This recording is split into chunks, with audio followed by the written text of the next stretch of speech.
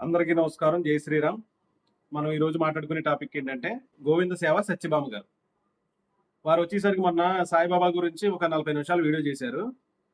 ఆ వీడియోలో కొన్ని అభ్యంతరకరమైనవి ఉన్నాయి. నాకైతే అభ్యంతరకరంగా ఉన్నాయి. అవేంటని చెప్తాను. ఒకసారి ఈ క్లిప్పింగ్ చూడండి మీరు. సాయిబాబా గురించి గొప్పగా చెప్పిన ప్రవచనకారులను క్వశ్చన్ చేయరు.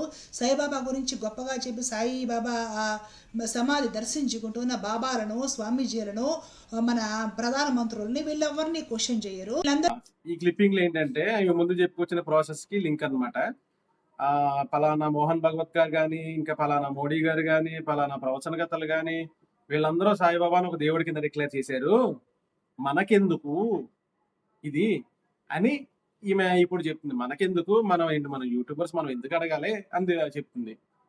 ఇది కేసు పడి వరకు తెలియలేదా? మరి ముందు గతంలో మాట్లాడినప్పుడు తెలియలేదా? Okay, no problem. మరి అష్టాక్షరి జీయర్ స్వామి వారు మసీదులకి వెళ్ళి ప్రవచనాలు చెప్పిన రోజులు ఉన్నాయి. ముహమ్మద్ అనేటువంటి మహనీయులు అవతరించినటువంటి మాసం కావడం చేత ఆ మహనీయులు అనుగ్రహించినటువంటి తత్వాన్ని పునశ్చరణ చేసుకునేటువంటి కార్యక్రమంగా ఒక సప్తాహాన్ని ఏర్పాటు చేసుకుని వీరంతా ఎప్పుడో 1500 సంవత్సరాల క్రితం ఈ లోకానికి ఒక మహనీయుడు ద్వారా వచ్చిన సందేశాన్ని పునశ్చరణ చేసుకునేటువంటి కార్యక్రమం. ఇది కేవలం 1500 సంవత్సరాలతో ఆగేది కాదు.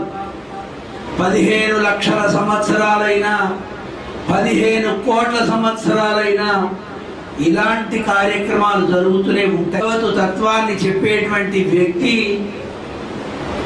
ఆ వ్యక్తికి మరణం ఉండదు. భౌతికంగా ఈ లోకంలో మన మధ్య ముహమ్మద్ అనేటువంటి మహానుభావుడు లేకపోయినా ఇవన్నీ క్లిప్పింగ్స్ ఉన్నాయి. అలా జాగ్రత్తగా గుర్తుపెట్టుకోండి ప్రజలారా. అలాగే సాక్షాత్తం చిన్నజీర్ స్వామి వారు సాయిబాబాని ఒక సాధువు, గొప్ప వ్యక్తి, ఆచరించాలి. అలాగే సాయిబాబా బాధను వచ్చిన వారికి విష్ణు సహస్రనామం చదువుకోమని చెప్పినారు. అలా ఎన్నో గొప్ప గొప్ప పనులు చేశారు. ఆయన్ని చూసి నేర్చుకోవాలి అని చాలా ఉన్నతంగా ఆయన చెప్పిన తర్వాత కూడా ఈవిడ గతంలో సాయిబాబా మీద కాంట్రవర్సీ చేసి ఈ రోజు ఎలా మారటానికి కారణం అనేటటువంటిది ఆయన చెప్పుకున్నాడా లేదా? బహుశా ఆయన ఆ మాట చెప్పుకున్నాడు. అతను ఉన్నంత వరకు అందరికీ వచ్చిన వాడికి లేదనకుండా అన్నం పెట్టేవాడు ఆయన. చక్కగా ఎవరికైనా ఏమైనా వచ్చి సమస్యలు వస్తే ఆయన విష్ణు సహస్రనామం చదువుకోండి అని చెప్పేవాడే. ఆయన ముస్లిమా? ఐ థింక్ అలాగూ కాదనుకుంటా. పోనీ ఆయన హిందువా? అది కాదనుకుంటాను. ఆయన ఒక సాధు, మంచి వ్యక్తి. తానున్నంత వరకు మంచిగా నడిచాడు. ఆయన 10 మందికి ఉపకారం చేసే ప్రయత్నం చేశాడు. 10 మందిని మంచి మార్గంలో నడిపే ప్రయత్నం చేశాడు. అది ఆయన చేసినటువంటి కార్యం. అంతవరకు మనం ఆయన తీసుకుని ఆయన చెప్పిన మంచి పనులను మనం కూడా చేయగలిగితే that is the best thing. ఇంతమంది పండితులు అని చెప్పి లిస్ట్ వేసేసారే మీరు.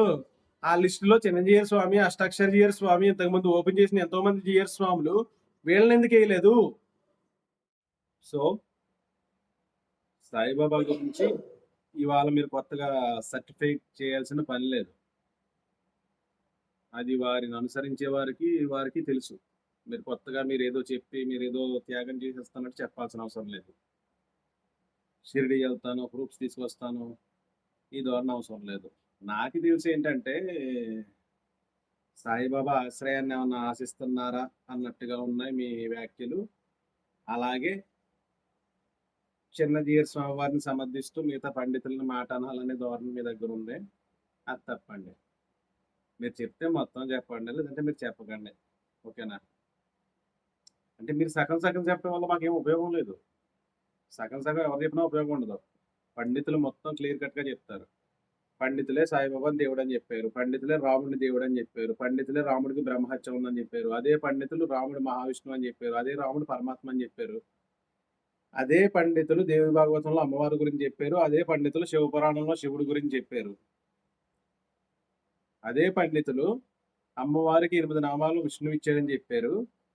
దాన్ని మళ్ళీ క్షాత్రియులు ఎప్పుడు అబ్జెక్ట్ చేయలేదు. మీరు దేవి భాగవతంలో అమ్మవారికి గొప్ప కదా, మేము ఎలా ఒప్పుకుంటామన్నా ఎప్పుడు రోడ్డు ఎక్కలేదు, చేయలేదు. ఓకేనా? ఓం నమ శివాయ, జై శ్రీరామ్. ఇదండి చెప్పాలనుకున్నది.